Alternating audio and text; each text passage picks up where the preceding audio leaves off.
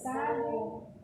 Vou ler uma mensagem do livro Nenê, mensagem número 45, Felicidade Real. Interessante que ela abriu uma mensagem exatamente com o tema de hoje, né? Ouçam almas que se debatem no torvelinho do sofrimento e ainda não desabrocharam para a verdadeira vida, que caminham sofregante e se deparam com o marasmo de suas buscas, como se tivessem os pés atados pela desesperança, pela falta de colorido na vida.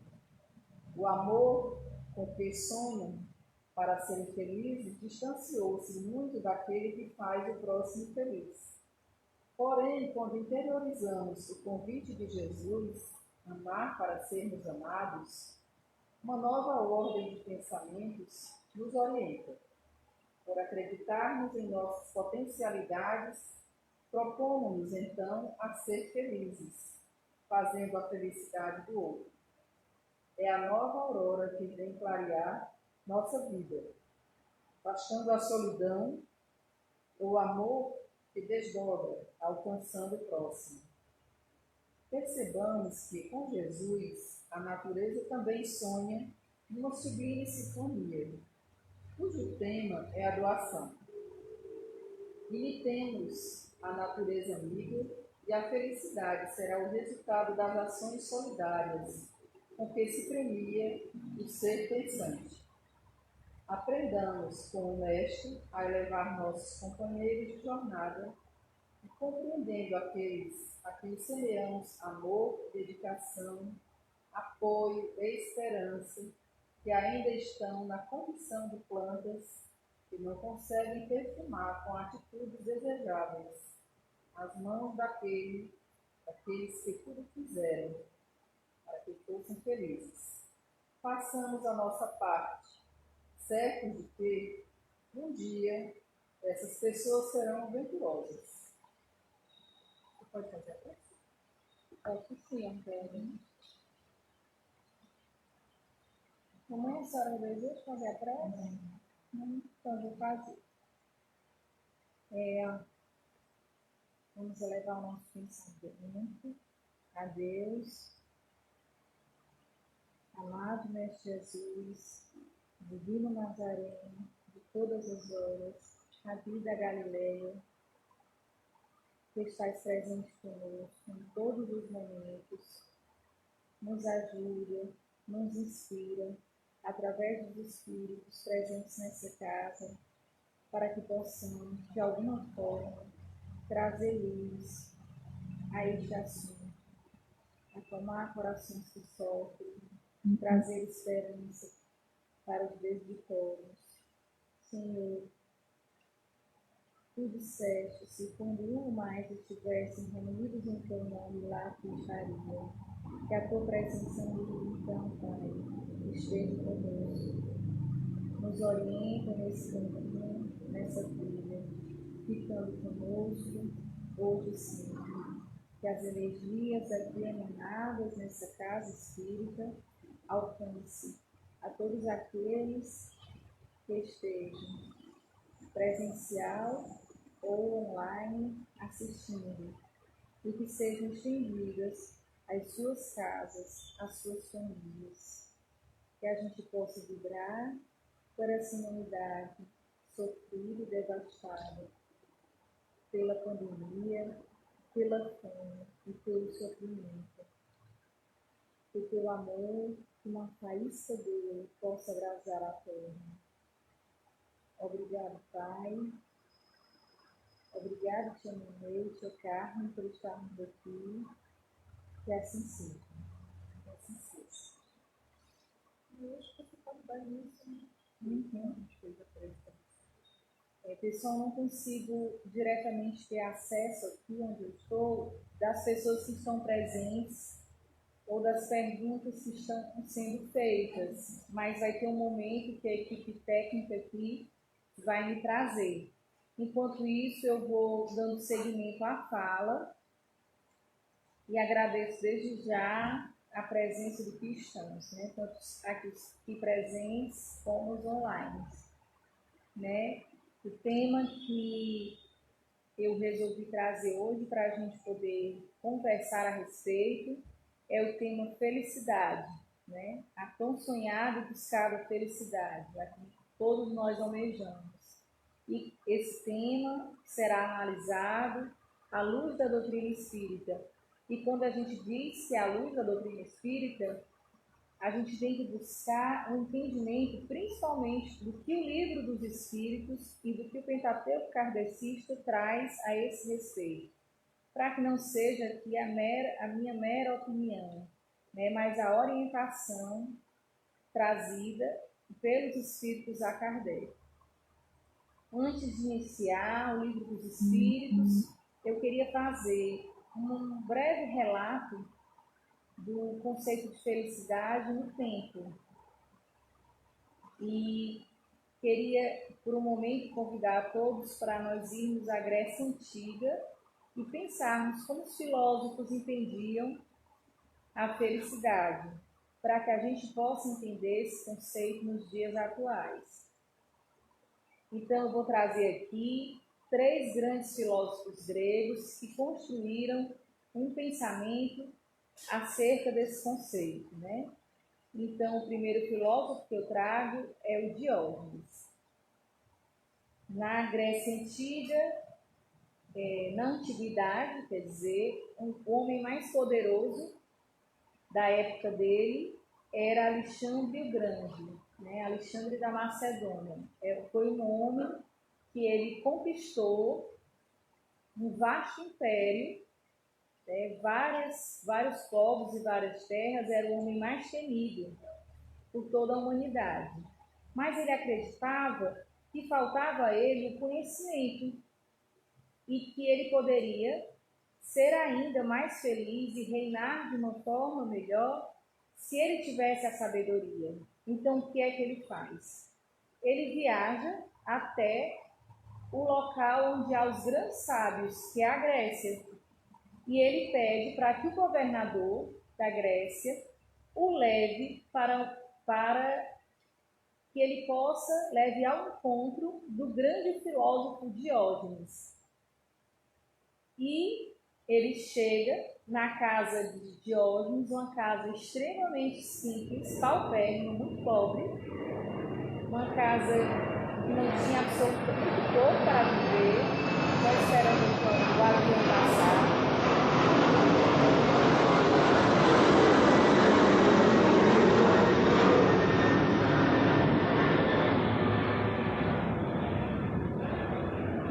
Para vocês verem que no presencial nós também temos problemas técnicos, né? É o problema do avião que passa e a gente tem que respeitar.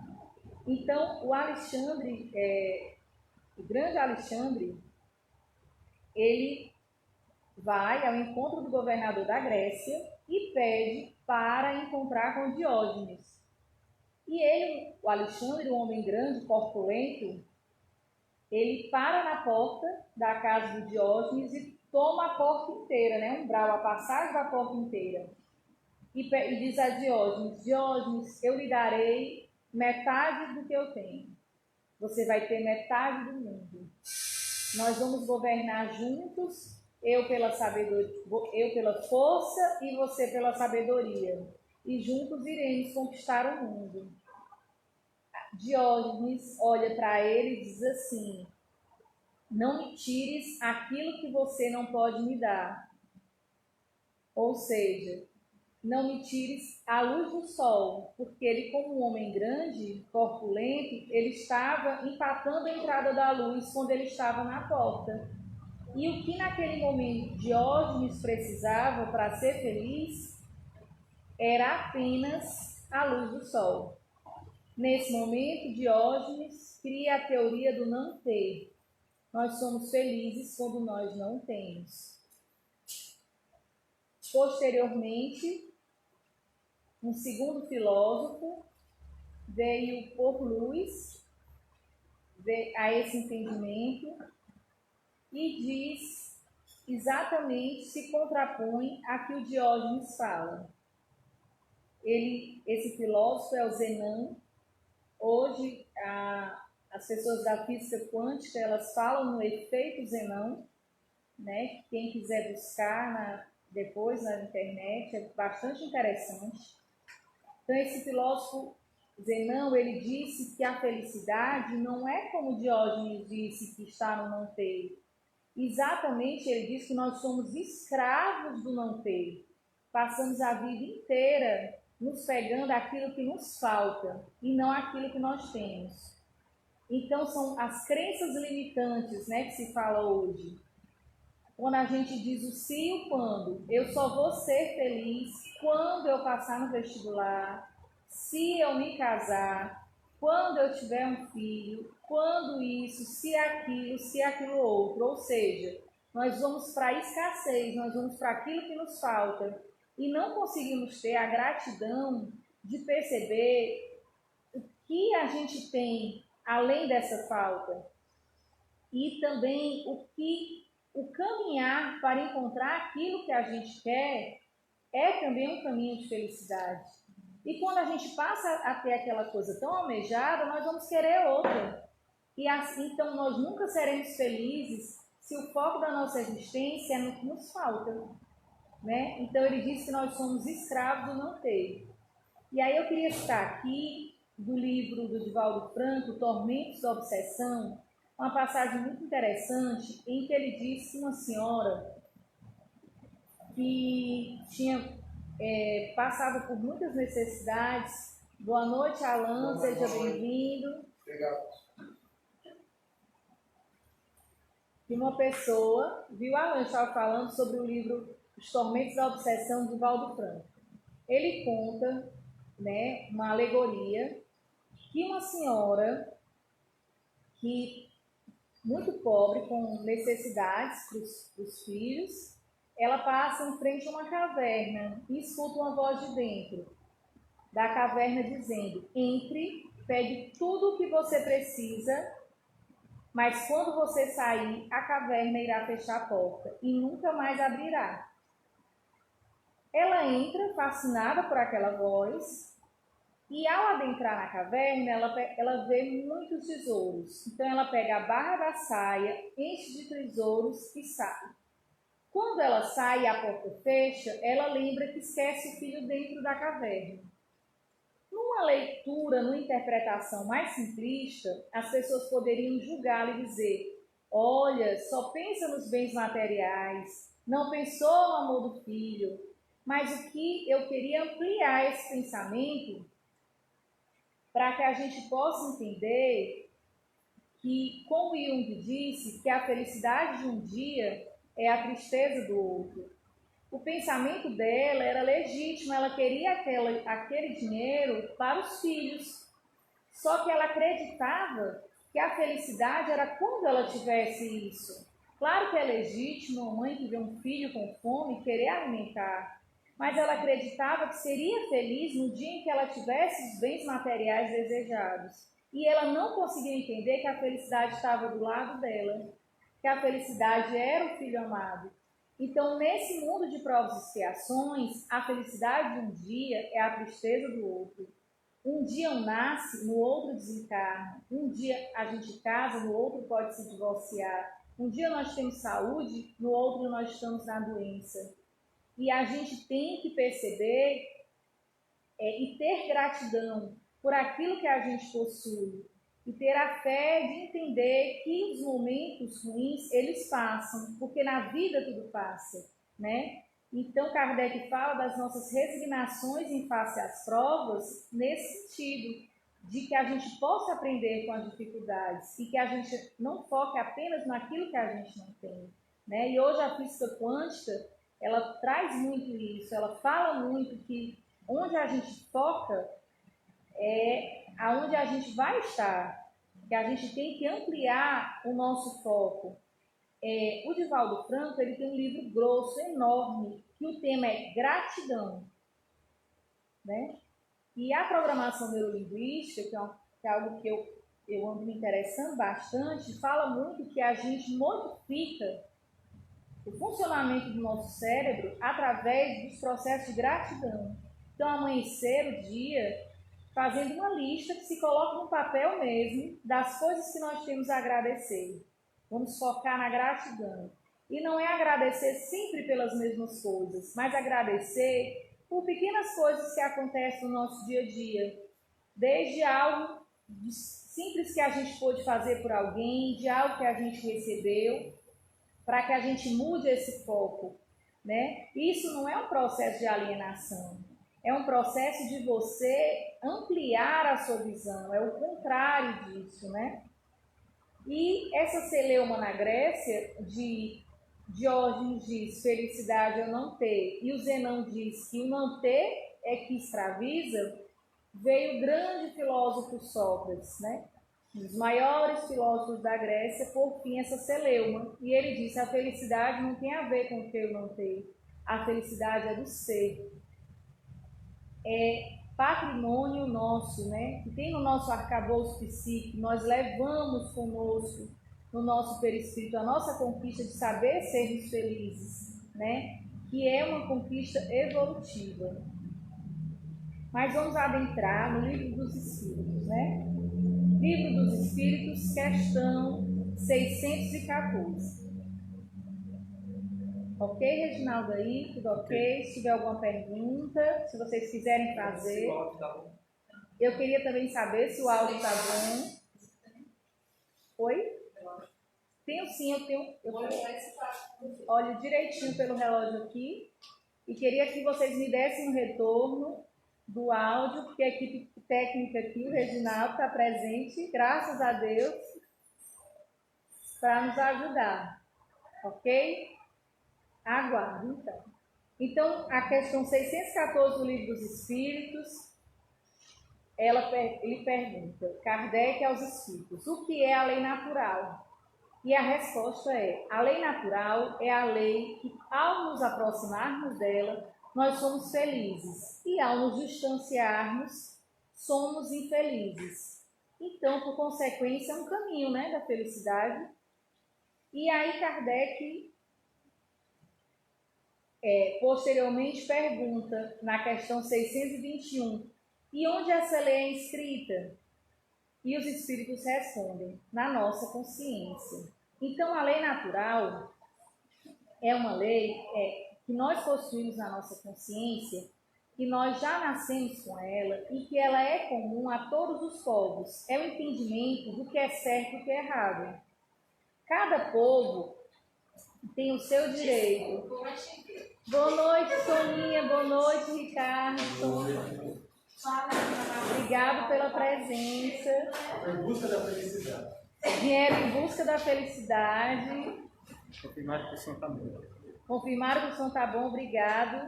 Agradecer também Dona Mazé, viu, que está saindo da quarentena hoje, para vir aqui. Buscar a felicidade, né, mãe? Estamos em busca desse manual da felicidade, né?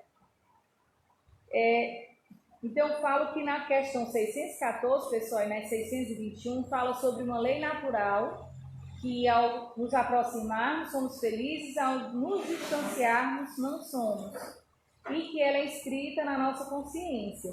Então, essa lei é quando passamos para a fase hominal, nós já conseguimos ter o discernimento que existe Deus. Claro que ele vai ser maior ou menor de acordo com o processo de evolução, mas nós já entendemos o que é o bem e o que é o mal. Temos um esboço desse conhecimento. Então, essa lei natural, que os direitos e as garantias fundamentais são baseados nela, o direito de uma forma universal, todos os povos da humanidade, eles creem em Deus. Não existe um povo ateu. Não existe na história da humanidade um povo que seja ateu. Existem pessoas que se auto-intitulam, mas um povo não. Em todos os povos da humanidade, há a ideia de que matar é crime, por mais que tenha as diferenciações, legítima defesa, mas é porque é algo que é inscrito na consciência humana, né? Então, o roubo, o furto, o não preservar a dignidade da pessoa humana, são direitos que são universais, e há os direitos que a gente chama de consuetudinários, que são baseados nos costumes de cada povo. Então, cada povo faz sua legislação. Então, essa lei natural, que quando a gente se aproxima, a gente é feliz, e quando a gente se afasta, a gente não é, ela faz com que a gente tenha a dimensão de que somos espíritos, de que temos uma consciência e que essa consciência ela é prévia ao nosso nascimento. E nós já vimos com ela. Né? O grande problema da nossa infelicidade é que nós não nos vemos como espíritos que estão temporariamente encarnados, né, na matéria, em carne. Nós nos vemos como matéria, e quem sabe tem um espírito. E por mais que a gente seja espírita, a gente entra nesse pensamento porque a gente se volta muito para as questões da matéria. Mas isso eu vou falar no segundo momento. Então, para que a gente possa se ver como esse espírito, a humanidade buscou, por todo o processo da humanidade, se fazer 3 questionamentos. Quem eu sou, de onde eu vim e para onde eu vou. E a doutrina espírita, ela tentou pôr luz a isso, né? Então, quem eu sou? Um espírito. De onde eu vim? Foi criado por Deus em um determinado momento da história e vem em reencarnações sucessivas até a evolução. E de onde eu vou? Em reencarnações sucessivas até a categoria de angelitude. E aí a quarta pergunta, né, que Kardec nos traz. E por que eu sofro? Porque eu esqueço as 3 primeiras perguntas. Quem eu sou, de onde eu vim e para onde eu vou. É por isso que nós sofremos. Porque nós não nos entendemos como espírito, nós nos só entendemos como matéria. E quando nós nos entendemos apenas como matéria, onde é que nós buscamos a nossa felicidade? Na matéria. Né? Nossas metas são materiais, a nossa felicidade é buscada na matéria. Então, as classes menos favorecidas economicamente, elas buscam a subsistência, muito legítimo, né? Muito, mas é um voltar-se dia a dia apenas para isso, né? Muitas vezes. A classe média é a classe mais atormentada, porque as pessoas passam a vida inteira correndo atrás de bens de consumo e de manter padrões, né, para ostentar muitas vezes em redes sociais, enquanto elas não conseguem ter minimamente, tudo ok? Aí, Reginaldo? Metas e pensamentos que vão além disso. E as classes mais favorecidas, os ricos, a grande preocupação é como eu fico mais rico. Né? E aí, fora disso, como se fosse a pirâmide, né? A pirâmide de Maslow, então no topo é a subsistência, no topo é a preocupação material. Poucos conseguem ascender nessa pirâmide para preocupações de ordens sociais, preocupações espirituais, preocupações de estudo. Muitas vezes o estudo, você estuda, a gente diz para uma criança, meu filho, estude para você ser isso, aquilo, outro.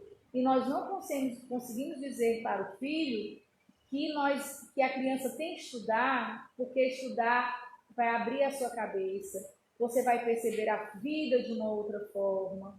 Nós saímos de casa dizendo a um filho que nós temos que trabalhar para ganhar dinheiro. E não dizemos a ele, nós vamos trabalhar porque isso me realiza como pessoa, porque eu faço meu papel social, porque eu ajudo pessoas e sou ajudado, porque ao trabalhar, eu trabalho e me trabalho. Então, essa consciência, eu vejo que essa geração que vem agora, eles já vêm de uma outra ordem, né? Pesquisas feitas com mais jovens, os sonhos não são mais a tão sonhada casa própria. Eles preferem muito mais experiências, né? Buscam muito mais do que a simples matéria. O que não diz que não seja legítimo que a gente tenha uma casa para morar, um carro, né? E que o nosso trabalho seja remunerado, né? mas que a gente só pensa nisso, né? A gente até mesmo o trabalho, que é algo que unifica, a gente só consegue ver pela questão do salário, né? O estudo também da mesma forma. Então, assim, São Lucas disse que busca o reino de Deus e tudo mais virá por acréscimo. E aqui até no ED de terça-feira agora, né? O Ricardo e a Sônia que estiveram, que não me deixa aqui mentir, a gente falou sobre a questão da endorfina, né? O que é endorfina, né? A endorfina é um hormônio que nós soltamos na corrente sanguínea quando temos um bem-estar, uma sensação de prazer, e que dá esse contentamento, o que a gente passa a ter uma sensação de felicidade. Então, a gente comentou aqui que o que acontece quando a gente compra, né, as mulheres assim, né, me incluindo, compra um sapato, a gente fica muito feliz. Naquele momento, aquela felicidade libera endorfina. Quando a gente adquire um bem, libera endorfina. Quando a gente come algo prazeroso, a gente libera endorfina.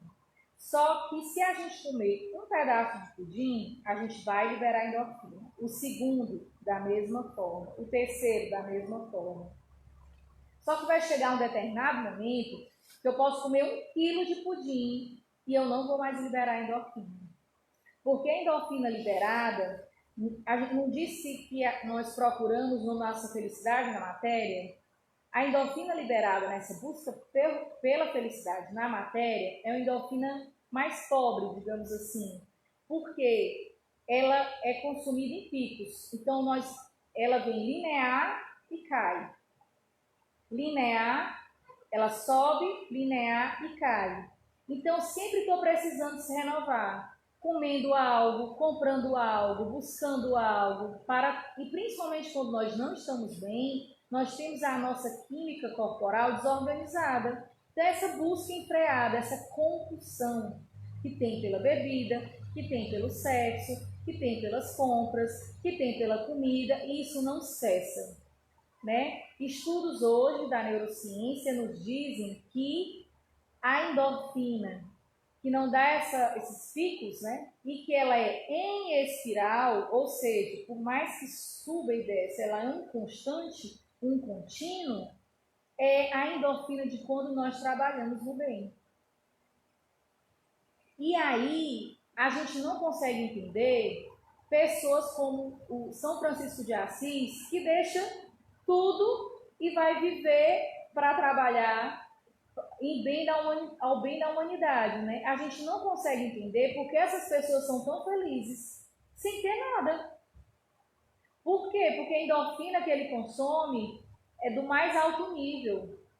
Então, quando Cristo veio trazer a Boa Nova, a gente achou que ele estava trazendo uma coisa muito distante, uma coisa assim, muito espiritualizada, muito diferente do nosso dia a dia. Não. Ele trouxe um manual mesmo de felicidade, que a liberação de endorfina é por aí. Então, os grandes homens da humanidade, eles não tinham necessidade das coisas pequenas como nós temos, porque a endorfina que era liberada era muito maior e muito melhor de uma outra forma, de uma outra ordem, né? E a gente percebe que pessoas dizem assim, né? Quando eu comecei a fazer esse trabalho social, eu busquei sentido para a minha vida.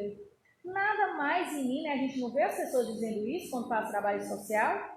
Nada mais em mim, tanta coisa que eu me preocupava. Para mim não faz mais sentido sair beber com os amigos. Para mim não faz mais sentido esse consumismo. Eu repensei tantos meus valores. Química corporal. Então, Cristo não trouxe uma coisa que está inalcançável para a nossa encarnação, né? Ele trouxe na Boa Nova esse manual. E a questão 926 do Livro dos Espíritos, ela traz: é mais feliz quem tem menos necessidades. E é assim que você busca a felicidade, né? Tendo menos necessidades. Então, a Boa Nova do Cristo, como eu tinha dito, ele trouxe para a gente o desprendimento dos bens materiais, que as pessoas entenderam assim, então pronto, eu tenho que jogar tudo que eu tenho, abandonar tudo e sair no meio da rua. Ah, então pronto, eu não tenho essa capacidade, então deixa para uma próxima encarnação. E não era isso. É ao você se voltar para as coisas do espírito, as coisas da matéria ficam menos interessantes. E aí é que vem de forma espontânea e contínua esse desprendimento. Não é para que você... E Jesus disse, né, no Evangelho de Lucas, que nós temos que ter vida em abundância. Olhai os lírios do campo. Se eles se vestem dessa forma, porque não os filhos de Deus? Não é para que nós não tenhamos os bens materiais, é porque para que eles não sejam para a gente uma doença, né? Uma compulsão, uma coisa que a gente viva a vida em busca daquilo, para que a gente tenha, sim, conforto, bem-estar, mas que a gente consiga lidar de uma forma mais tranquila, mais calma, e que a gente tenha outros prazeres que vão nos dar outro nível de felicidade, né? E o Cristo também trouxe aqui uma questão que eu queria falar, porque é uma questão que está intimamente ligada com a felicidade, além desses desprendimentos bens materiais, é a questão do amor. O amor, segundo também a neurociências, ele faz com que a gente vibre em hertz, em uma vibração que é a vibração mais alta que nós podemos ter. É quando a gente ama, né? Então o amor, e aqui eu faço um parênteses também para o alto amor, né? A necessidade de nós nos amarmos. Então nos conflitos que nós temos com os outros e conosco mesmo, o amor ainda é a grande solução, né? Porque nem sempre a gente consegue resolver as coisas, então que a gente possa emanar é amor, né? Ah, mas eu vou emanar amor para uma pessoa que eu não gosto. Ou seja, você está fazendo um ato físico-químico. Você está fazendo um ato de vibrar em uma outra energia e não sintonizar, né? Como um rádio que sintoniza. Ou seja, você está fazendo um manual para hoje, para o agora. Ai, mas eu não consigo, não sou evoluído, então daqui a milênios eu vou conseguir isso. Pois faça hoje para viver feliz, para viver bem.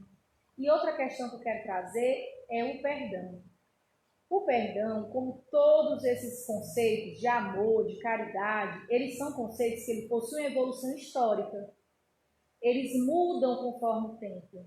E o perdão é um conceito que mudou muito.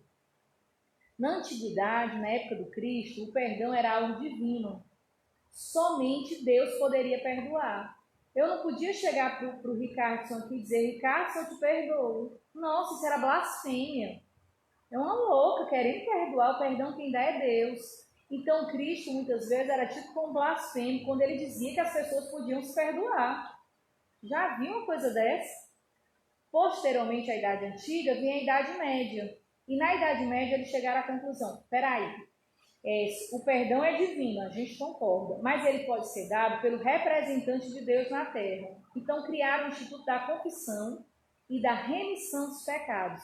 Remir significa pagar. Então a gente podia pagar os pecados. Uma ideia maravilhosa, um instituto que eu acho muito bacana, o Instituto da Confissão, porque você tem a oportunidade de falar sobre aquilo que lhe atormenta e de se sentir perdoado. Só que por muito tempo foi desviado. Então existia uma tabela de preço para os pecados. Adultério, tanto. Casamento, mamãe está rindo de eu dizer isso, né, mamãe? Que eu tenho coragem de dizer isso, é mamãe. Adultério, tanto. Quando eu digo mamãe, quem não sabe, eu sou filha da dona Mazé, do Meimei, né? Uma lourinha do olhinho verde. Né? Que muita ajuda no Meimei, né, mamãe? E aí, então, na Idade Antiga, ele era apenas divino, na Idade Média era divino, mas o representante de Deus na Terra podia dar e foi desvirtuado. Para na Idade Moderna, chegaram à conclusão que eu podia dar um perdão e podia receber. Então, posso chegar para o Ricardo e dizer, Ricardo, me perdoa, ele dizer, perdoe, e tu me perdoou também, Tereza? Perdoou, pronto, está resolvido. E na contemporaneidade, aí que foi ampliado o conceito de perdão. Hoje a ciência se debruça com o perdão. A gente tem que perdoar para não adoecer. E o perdão é mais favorável para aquele que dá do que para aquele que recebe. Para aquele que recebe, ele é favorável quando ele consegue também entrar no processo de se auto-perdoar, de entender aquilo como uma chance e de se sentir amado e acolhido, né? Então, quando a gente perdoa, a gente se liberta. E aqui eu vou contar uma história do Chico Xavier. Chico Xavier, o Emmanuel, ele foi dar comunicação pelo Chico e não conseguiu, porque o Chico estava com uma mancha no perispírito. Ele disse: que arrumação é essa, Chico? E olha o que foi que aconteceu. Chico Xavier, como todo mundo sabe, ele tinha o emprego dele, né? E ele passava o dia inteiro trabalhando e à noite se dedicando à causa espírita, né? Tanto na psicografia dos 400 e tantos livros, como no atendimento ao público, no centro espírita. E ele à noite não estava conseguindo dormir porque ele estava com um cachorro doente. E o cachorro passava a noite toda uivando e o Chico não dormia. E a vizinha, que amava o Chico muito, que queria muito bem ao Chico, disse: eu vou ajudar o Chico. Vou colocar veneno, mato o cachorro e o Chico não vai ter mais trabalho, vai dormir a noite toda, o bichinho quer dormir. Mas Chico ficou com muita raiva, porque ele amava o cachorro e era das poucas coisas que ele possuía e que ela não tinha o direito de tomar uma decisão dessa sem que ele soubesse. Então, Chico ficou com a mancha no perispírito, uma mancha preta, pela raiva que ele ficou da mulher. E o Emmanuel disse assim: olha, Chico, você não tem esse direito, não. Você combinou com a espiritualidade outra coisa. Você vai fazer o seguinte, Chico, você vai saber com os parentes da vizinha o que ela mais deseja ter na vida e você vai comprar. Chico se informou, a mulher queria uma máquina de costura. E no século passado, a máquina de costura era muito caro. E a irmã disse assim: dá teu jeito, faz no carnê, no crediário, mas compra, passa o ano todinho pagando e compra. E Chico, danado de raiva, foi lá e comprou. Quando Chico toca a campainha da casa para entregar a máquina de costura, a mulher, ao ver aquele ato do Chico, sai do coração dela luzes que emanam em Chico Xavier e que limpam a cor escura do perispírito. Aí eu digo uma questão, né? Do amor, né? Do perdão como ato curativo. E se Chico Xavier, por uma coisa dessa, um espírito da envergadura de Chico, ficou com a mancha no perispírito, imagine, meu povo, a cor do nosso perispírito. Quando a gente passa anos e anos odiando uma pessoa, né? Quando a gente passa anos e anos com mágoa no coração, com rancor, com raiva, né?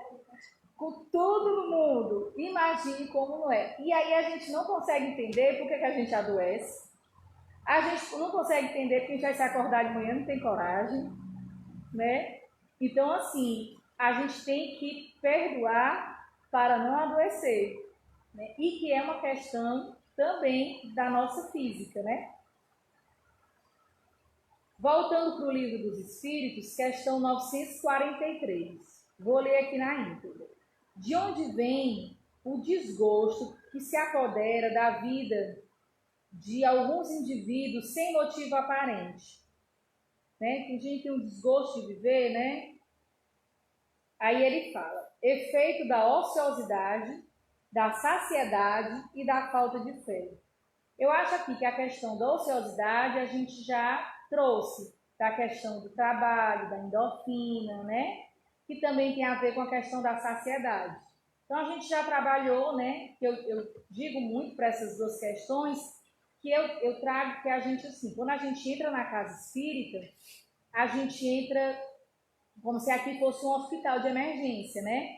A gente vem por um problema, a equipe acolhe com muito carinho, né? E o Meimei é um centro bastante acolhedor, tem muito esse retorno das pessoas, né? Dizerem isso, o Meimei é verdade, a equipe do Meimei é muito, muito boa mesmo. E aí, quando a pessoa chega na casa espírita, chega e vai ser acolhida. E aí ela toma passe, ela assiste palestra, agora live, né? E aí ela constantemente vem. Então, quando ela está com algum problema, vou para a casa espírita, né? Ou então ela vem pela curiosidade, ou ela vem por uma questão mediúnica. Às vezes a curiosidade até porque um amigo se deu tão bem que eu vou ver o que é que tem lá, né? E é o primeiro passo do espírita. O segundo passo do espírita é quando ele diz assim, não, eu vou estudar. Eu vou estudar, e aí quando ele estuda, aquilo que ele aprende é dele. Então ele não precisa estar na casa espírita para que ele consiga se organizar nos revés da vida. Ótimo ir para a casa espírita, mas independente da casa espírita, eu consigo, né? Eu que eu digo de uma forma genérica, né? Nós conseguimos nos organizar porque temos no nosso arcabouço psíquico intelectual, gravado no nosso perispírito, esse conhecimento. Então, que ajuda a gente na nossa reforma íntima. E o terceiro grau de um espírito, que ele pode se dizer que virou um espírito, é quando ele diz assim, olha, recebi tanta ajuda como mudei minha cabeça e agora eu vou servir. Aí ele passa a servir na casa, né?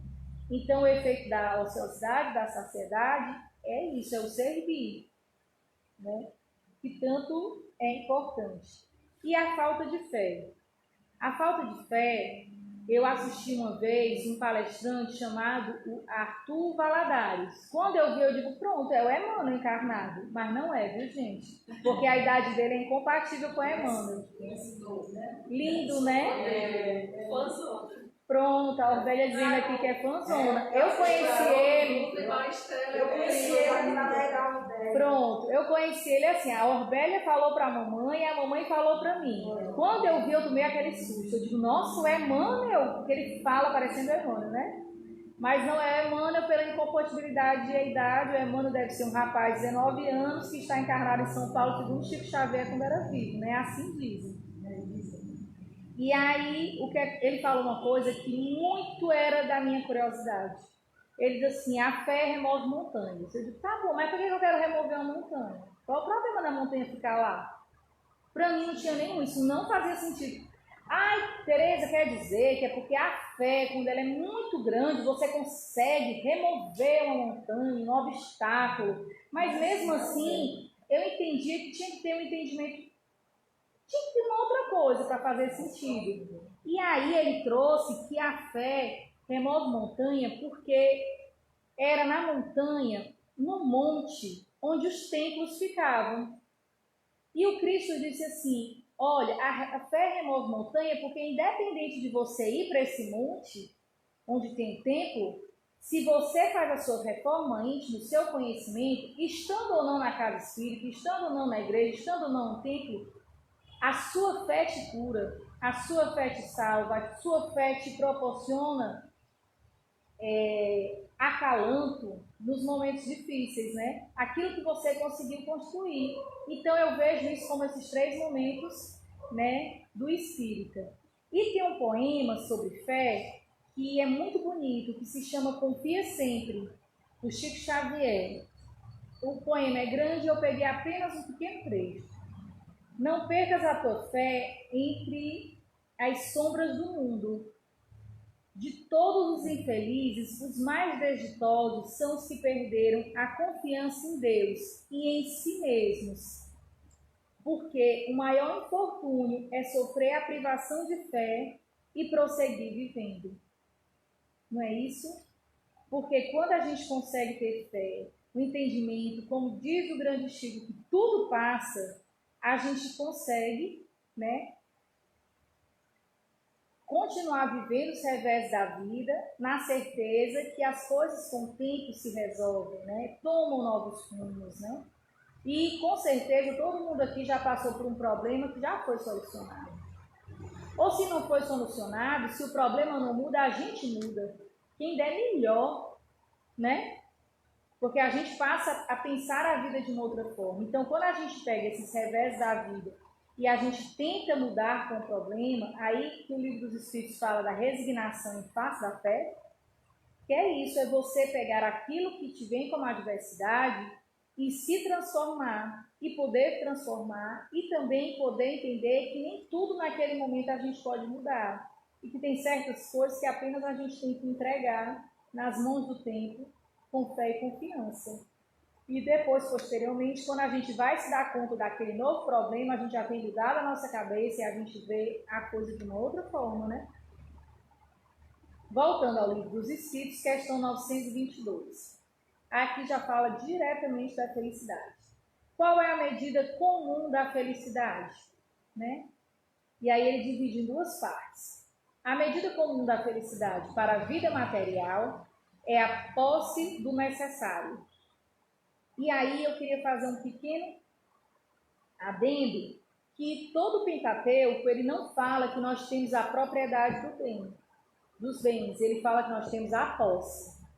E aqui é a diferença entre propriedade e posse. Propriedade é o seguinte, quando a gente compra uma casa, e a casa é nossa, a gente vai lá, tem escritura, né? Registra em cartório, aquela casa é nossa, da nossa propriedade.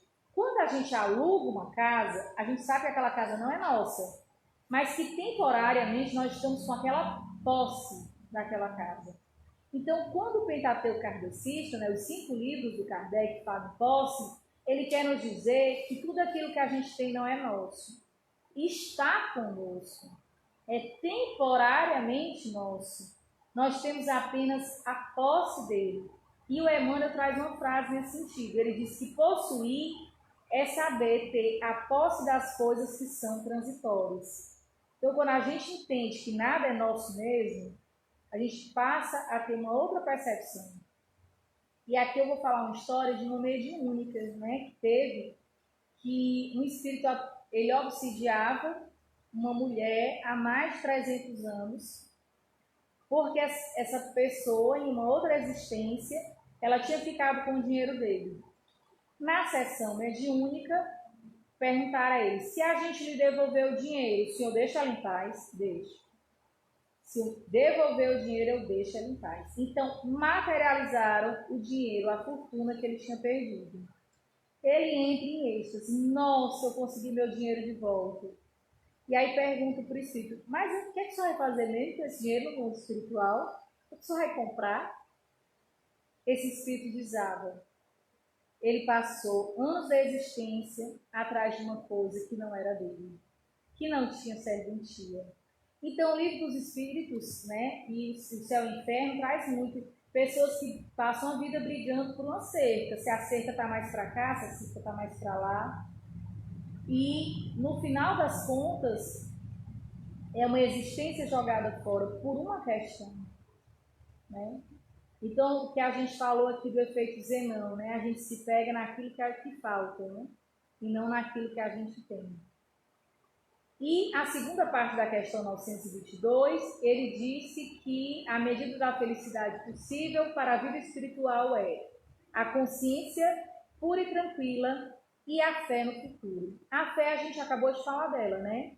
E a consciência pura e tranquila, eu acho uma das questões do Livro dos Espíritos que eu mais gosto, que eu indico para todo espírita ler. E é uma questão grande, é um mini textozinho, é a questão 919. Ela é uma dica do bom viver, do bem viver que Santo Agostinho nos traz. Eu vou ler um pedacinho bem pequeno dela. Ele diz assim, Santo Agostinho, coloca, pois, questões claras e precisas, e não tem mais. Podem-se dar alguns minutos para se ter a felicidade eterna. O que é que ele diz? Que você coloque questões claras e precisas sobre a sua vida, sobre as suas dificuldades, passe alguns minutos pensando nela, para que você possa ter a felicidade. Mas aí ele diz que para isso precisa só uma coisa, que nós não tenhamos o que ele chama da ilusão do amor próprio. E aí ele dá um exemplo. Pessoa muito orgulhosa, que vai pensar sobre o seu orgulho, vai tirar esses minutos para pensar. Rapidamente ele entra na ilusão do amor próprio. Orgulhoso não, eu tenho a dignidade. Né? Pessoa avarenta. Né? Tem pessoas que é um sofrimento muito grande o dinheiro, né? E aqui eu não digo que a gente seja previdente, né? Que a gente pense na nossa velhice, pense no conforto dos filhos, mas tem pessoas que o dinheiro é uma verdadeira doença mesmo, né? E aí você vai falar para uma pessoa dessa, né? E ela mesmo nesse momento aqui, ela vai entrar em contato com esse problema, que geralmente o marido, a esposa já trouxe, os filhos já trouxe, os amigos e tudo, e ela diz assim, pensando bem, eu não sou avarento não, eu sou um homem econômico e previdente, né? Então o problema é que nós nos vemos com a ilusão do amor próprio, e ele disse que se a gente conseguisse nessa existência sair dessa ilusão, a gente conseguiria evoluir várias encarnações, né? E aí eu tiro o chapéu para as pessoas que buscam autoconhecimento, mesmo em processo de psicoterapia ou de uma outra forma. E o próprio Livro dos Espíritos diz que o inimigo, ele tem uma função em nossas vidas. É dizer na nossa cara, de forma simples e direta, aquilo que um amigo não tem coragem ou arrudeia. Claro que a gente sabe que o inimigo muitas vezes vai dizer coisas apenas para maltratar, né? Para ferir. Mas que muito do que é dito ali, se a gente conseguisse sair da ilusão do amor próprio, a gente conseguiria dar saltos, né? Saltos evolutivos. Então fica a dica aí do Manual da Felicidade, questão 919 do Livro dos Espíritos. Só ver o meu horáriozinho aqui. Já termina 9 horas, é Orbélia? Pode ser 9, você precisar de mais 10 minutinhos. Tá ok. Tá ótimo. Então vou. Questão 920 do Livro dos Espíritos. O homem pode gozar da felicidade completa na Terra? Não. Ele pode, por ser um mundo de provas e expiações. Mas, depende a ele abrandar seus males e ser feliz o quanto possível. E aí vem o céu e o inferno e dá o conceito de espíritos felizes. Espíritos felizes foram aqueles que viveram na Terra e souberam almejar a felicidade possível, não sucumbindo perante as provas e tornando-se exemplos. Ou seja, cabe a nós, né, ter a felicidade possível nesse planeta, nesse orbe. E aí, sobre a questão que eu falei dos bens, queria citar aqui uma pesquisa mundial feita pela Organização Mundial de Saúde, que foram vários países, que foi do ano de 1999 aos anos de 2001, em que eles tentaram entender quais eram os povos que eram mais felizes. E aí eles avaliavam o país nesse questionário, né, perguntando às pessoas, em quesitos da qualidade de vida do viver naquele lugar. Aí ele trazia democracia, condições de vida, oportunidades. E os primeiros lugares ficaram a Suécia, a Noruega, os Estados Unidos. Depois eles perguntavam quesitos sobre o como a pessoa se achava feliz, que seria aceitação pessoal, satisfação de vida, em face das adversidades, coleguismo. E aí esses países de melhores condições de vida caíram no quesito felicidade. E o país que as pessoas se sentiam mais felizes era na Nigéria. Né? E aí os países e os Estados Unidos caiu que despencou. Ou seja, aquela questão que a gente fala da endorfina, da saciedade, do consumo constante, que você sempre busca e nada, né? Então, na Nigéria, por mais pobreza que há, por mais eles conseguem ser pessoas ritualísticas, que valorizam a família, que estão em família muitas vezes, né? O coleguismo, a pobreza às vezes traz a questão da gente ser mais solidário. Então, um povo que conseguiu se sentir mais feliz, porque você passar o dia todo trabalhando para os bens de consumo, abandonar a família, abandonar o lazer e todas as coisas em busca disso, realmente isso não é a chave da felicidade, né? E aí, de novo, eu digo, a questão 926 é mais feliz aquele que tem menos necessidades. Só para trazer o Evangelho segundo o Espiritismo, no capítulo 5, define o que é infelicidade. E aí, os Espíritos dizem, infelicidade para os encarnados é pobreza, ingratidão, morte, abandono e doenças.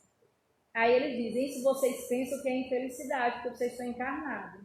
Mas nós vamos dizer, quando desencarna, o que é infelicidade? Infelicidade é não enxergar além da vida, não ter enxergado além da vida, é a fútil vaidade, são as inquietações, é o ópio do esquecimento, é querer aproveitar a vida ao máximo. Isso é infelicidade, se a gente pudesse saber. E queria trazer aqui uma passagem bíblica de Jesus na casa de Lázaro, né?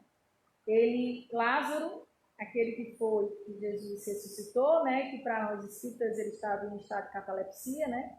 Que o Cristo trouxe de volta. Ele tinha duas irmãs, Marta e Maria. Quando Jesus foi à casa de Lázaro, Marta foi se preocupar em fazer os afazeres da casa, né? Ela foi se preocupar em que a gente se preocupa, né, de servir um café para as visitas, né? Foi se preocupar e disse: Jesus, diga a Maria que fique comigo. Aí Jesus disse que ela se importasse com aquilo que realmente era importante. Porque você já pensou a presença do Cristo em nossa casa e a gente está preocupado com outras coisas? E como a gente faz isso, né, no nosso dia a dia, constantemente. E para finalizar por completo, eu vou trazer uma mensagem de um livro do Emmanuel, pelo Chico Xavier, e o nome do livro é Buscando a Felicidade. E eu acho que ele traz exatamente aqui o resumo do que a gente quis conversar hoje, né? Porque ele trata em pontos que nós tratamos aqui. Então ele diz que a felicidade, portanto, se ainda não é desse mundo, já pode residir no espírito que realmente a procura, na alegria de dar de si mesmo, de sacrificar-se pelo bem comum e de auxiliar a todos, né? Que a gente fala que esse é o processo, o caminho da alegria, né? Da felicidade.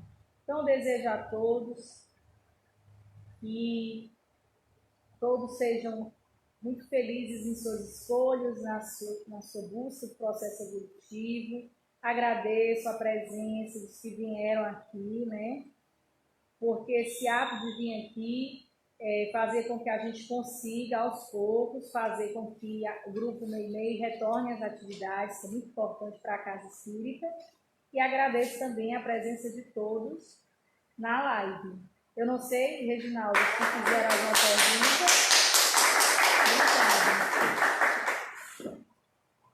Se tem algo,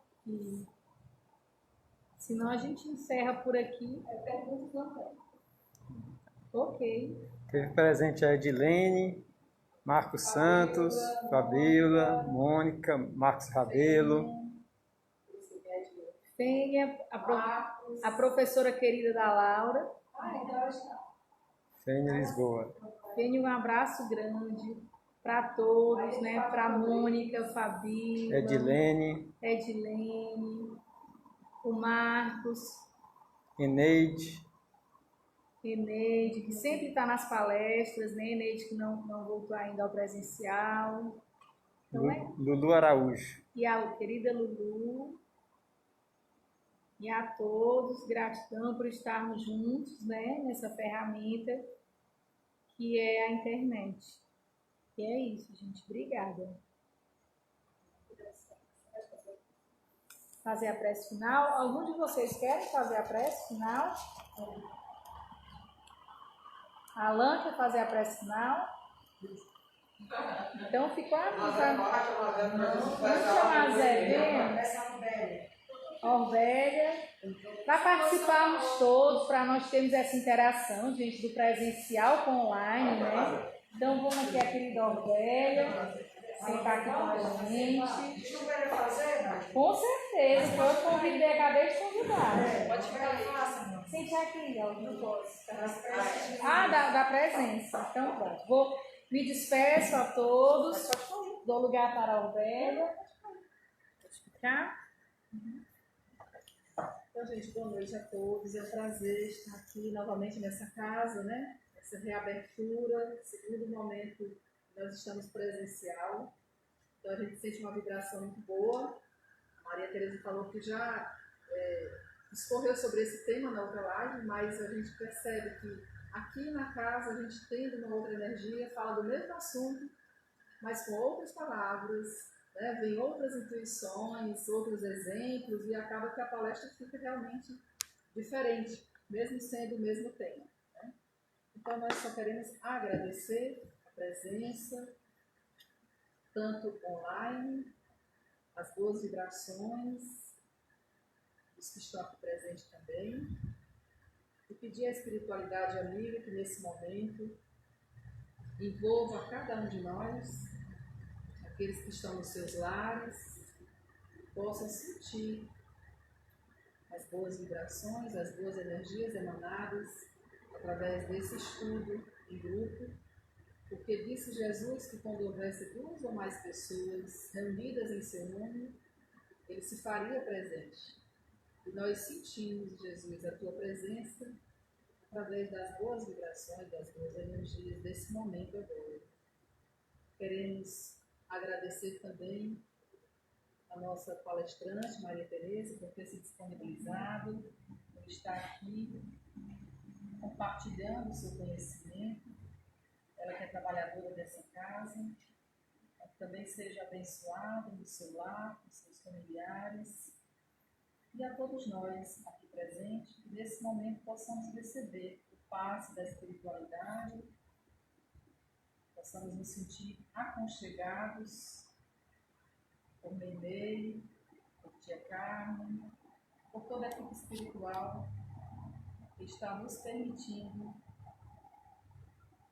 se deliciar desse momento através dessa palestra que fala de felicidade, e que Jesus nos disse que a felicidade não é desse mundo.